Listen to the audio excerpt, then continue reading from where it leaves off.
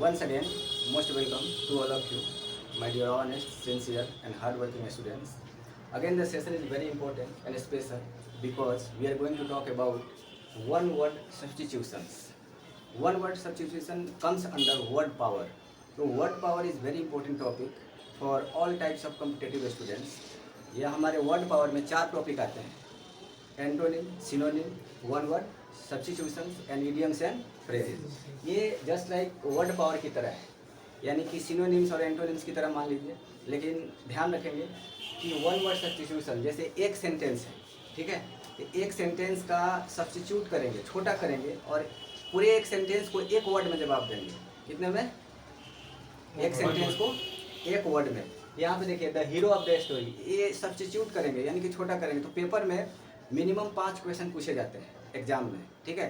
तो ध्यान रखिएगा कि अगर आपके पास वन वर्ड सब्स्टिट्यूशन का अच्छा सेट है या लिस्ट है, अच्छा याद किए हैं, कम से कम 500 वर्ड्स का कलेक्शन रखिए, ठीक है। 1000 हो जाए तो अति उत्तम, क्योंकि जितना वर्ड पावर आपके पास है उतना ही आप क्या है, किंग है। तो if you want to be the king of competition, if you want to be the king in English, you have to stock word power. क्या स्टॉक करना होगा? Word power. तो वर्ड पावर ये वर्ड पावर की तरह ही है।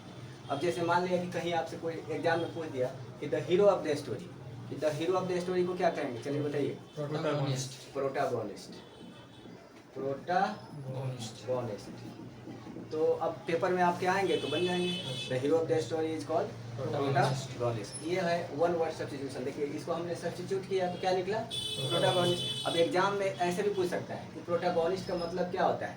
हो सकता है कि क्वेश्चन ये बनाएगा तो आंसर ये देगा, अगर क्वेश्चन ये होगा तो आंसर ये होगा। तो एग्जाम में कितने आते हैं? 4 ऑप्शन आएंगे ना। ये क्वेश्चन बन के आ गया, मान लीजिए सपोज है कि ये क्वेश्चन है कि the hero of the story, इसके 4 ऑप्शन आएंगे एग्जाम में, मतलब भटकाने के लिए कि स्टूडेंट थोड़ा भटक जाए। अब जो स्टूडेंट पढ़ा है, याद किया है, 4 ऑप्शन उसके लिए कुछ भी नहीं है, सीधा आंसर पे जाएगा, है कि नहीं। तो the hero of the story क्या होगा? प्रोटागोनिस्ट। ऑप्शन आ जाएंगे प्रोटागोनिस्ट, बैंकरप्ट, इंसॉल्वेंट, एंटागोनिस्ट, ठीक है। तो एंटागोनिस्ट तो नहीं होगा, क्या होगा? Protagonist. The villain of the story, antagonist. That is good. Third number, one who loves या कलेक्ट्स कॉइन्स, जिसको सिक्का कलेक्ट करने की क्या होती है? हॉबी होता है। तो आप लोग सिक्का कलेक्ट किए हैं? यस। कब? अभी करते हैं कि बचपन में? में। तो बचपन में एक शौक होता है आदमी, कोई जैसे कोई आ गया मेहमान, चाहे कुछ भी पैसा दे देता है, या घर के पापा मम्मी 5 रुपया, 10 रुपया, 2 रुपया, 1 रुपया के सिक्का देते थे, तो आदमी क्या करता था? कलेक्ट करता था। तो ऐसे चीज़ को याद रखिएगा, ये पेपर में आ चुका है CGL के एग्जाम में। वन हु लव्स और कलेक्ट्स कॉइन्स, उसको क्या कहेंगे? नुमिस्मैटिस्ट। बहुत अच्छा, नुमिस्मैटिस्ट। उसमें जरा देखिए, दैट इज विजिबल और not? Numismatist, is it visible?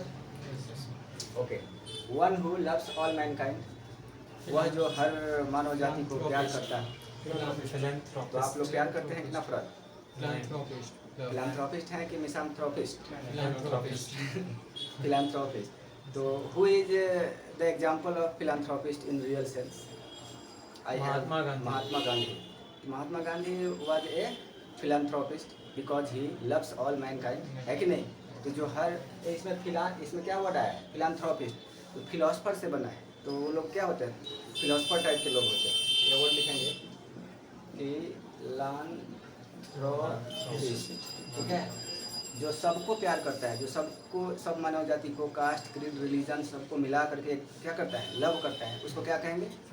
Philanthropist. तो बहुत इंपॉर्टेंट है, हमारे एग्जाम में अनकाउंटेबल टाइम आया है, ठीक है। तो पेपर में ये हो सकता है कि इस बार हम जा रहे हैं एग्जाम देने, बैठने, पहला क्वेश्चन इसी से शुरू हो गया, वन वर्ड सब्स्टिट्यूशन, कि one who loves all Mankind is called, 4 option, ठीक है। तो याद रहेगा ना?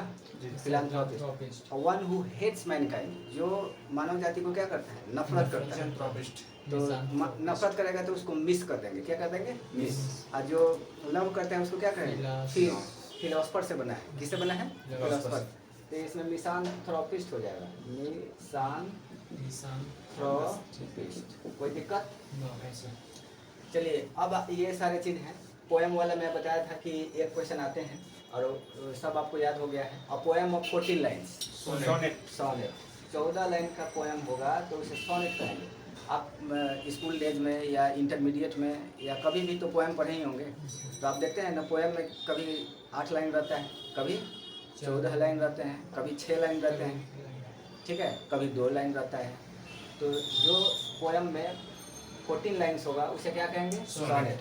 और जिस पोएम में 6 लाइन होंगे, सेक्सटेट। ये बहुत आसान है। देखिए 6 से सेक्सटेट, जो 6 होगा तो सेक्सटेट कहलाएगा, 14 होगा तो सोनेट कहलाएगा। अब a poem of 8 lines, octava, OCTAVA, octava बोलेंगे, ठीक है, कोई दिक्कत? अब इसी पोएम पे एक रिसर्च किए थे हमने कि अगर 4 लाइन का पोइट्री हो, मतलब अगर स्टैंजा होता है, पोएम में क्या होता है? स्टैंजा। तो कभी कभी क्या होता है कि हर स्टैंजा एक समान होता है, जैसे 4 4 4 12। सोनेट में कितना लाइन होते हैं? 14। तो ये एक शेक्सपियर है, नाम सुने होंगे। तो शेक्सपियर पोइट्री लिखा, कितना लिखा? 154। ये सोनेट लिखा है। कितना सोनेट लिखा है शेक्सपियर ने? 154। तो शेक्सपियर अपने लाइफ में 154 सोनेट लिखा है। तो सोनेट किसे कहते हैं भाई? जिसमें कम से कम 14 लाइन्स हो। तो 14 लाइन्स हो तो ऐसा सोनेट लिखा है जिसमें 4 लाइन का 3 स्टैंजा है और 2 लाइन का 1 स्टैंजा है। तो कितना हुआ? 4 × 12 और 2 लाइन का 1 स्टैंजा, 12 × 2 = 14, यानी टोटल कितने लाइन हो गए? 14। तो हाँ, सोनेट। तो याद रखिएगा, स्टैंजा पे बात करते हैं। तो पोएम में क्या होता है? स्टैंजा होता है। कभी कभी 2 लाइन का स्टैंजा होता है, कभी 4 लाइन का स्टैंजा होता है, कभी 6 लाइन का स्टैंजा होता है, ठीक है। तो 4 लाइन के स्टैंजा को पेपर में कहीं पूछ दे कि 4 लाइन के स्टैंजा को क्या कहते हैं? क्वेट्रेन। याद रहेगा, 4 लाइन के स्टैंजा को क्वेट्रेन, और 2 लाइन के स्टैंजा को क्या कहेंगे? कपुलेट। 2 लाइन के स्टैंजा होगा तो कपुलेट। बस ये ध्यान रखिएगा। मोस्टली 4 लाइन 2 लाइन का स्टैंजा खूब आता है। अच्छे लाइन का होगा तो आपको पता चल गया है, क्या कहेंगे? सेक्सटेट, ठीक है। एक बार फिर से, 4 लाइन के स्टैंजा अगर हो तो क्या कहेंगे? क्वेट्रेन। और 2 लाइन के स्टैंजा होगा तो कपुलेट। आज शेक्सपियर ने क्या लिखा है? सोनेट। कितना लिखा है? 154 सोनेट लिखा है। आपको सोनेट में कितना लाइन होता है? 14 लाइन्स होते हैं। तो कितने स्टैंजा होंगे शेक्सपियर के सोनेट में? 3 स्टैंजा होगा, 4 लाइन का, और 1 स्टैंजा और होगा, कितने लाइन का? 2 लाइन का। तो क्या लिखा उसने? 3 क्वाट्रेन लगाया है। क्या लगाया है? 3 क्वाट्रेन और 1 कॉपुलेट। तो 3 क्वाट्रेन 1 कॉपुलेट इक्वल टू कितना लाइन? 14 लाइन्स। इसको क्या कहेंगे? सोनेट। याद रखिएगा, ये शेक्सपियरियन सोनेट है। यहाँ लिख देते हैं शेक्सपियर, ठीक है। तो थोड़ा सा हिस्ट्री जानेंगे तो पेपर में याद रहेगा। अब बस इतना ही, अगर एग्जाम में क्वेश्चन पूछेगा तो इतने में पूछेगा। एक 14 lines, 6 lines, 8 lines, 4 lines, 2 lines, ठीक है। आपको पता चल गया है सब कुछ। अब आइए किस पे? 9 पे। Something that is no longer in use. कोई भी चीज़ जिसका यूज अब नहीं हो रहा है, ज़्यादा इस्तेमाल नहीं कर रहे हैं आप, ऐसे ही रखा पड़ा है, उसको क्या कहेंगे? ऑब्सोलीट। क्या बोलेंगे? यहाँ लिख देते हैं OBSOLAT, ऑब्सोलीट, ठीक है। तो the thing that is not to be used currently, इसको क्या कहेंगे? ऑब्सोलीट। ऐसा चीज़ जिसको आप यूज नहीं कर रहे हैं तो उसको ऑब्सोलीट कहेंगे। One who is unable to pay one's debt, वह व्यक्ति जो अपना कर्ज नहीं चुका पाए। हाँ, तो आप लोग कभी कर्ज लिए थे किसी से? नहीं लिए। और किसी को आप दिए थे, वो लौटाया कि नहीं लौटाया? लौटा दिया, हाँ। तो याद रखिए, कर्ज को जितना जल्दी हो सके क्या करना चाहिए? लौटा देना चाहिए। बैंक करप्ट हो जाएंगे फिर लौटाना, ठीक है। तो one who is unable to pay one's debt, उसको क्या कहेंगे? बैंकरप्ट। हाँ, बड़ा बैंकरप्ट आदमी है, पैसा लेता है लौटाता नहीं है, दिवालिया। हाँ, एक वर्ड है इंसॉल्वेंट, INSOLVENT,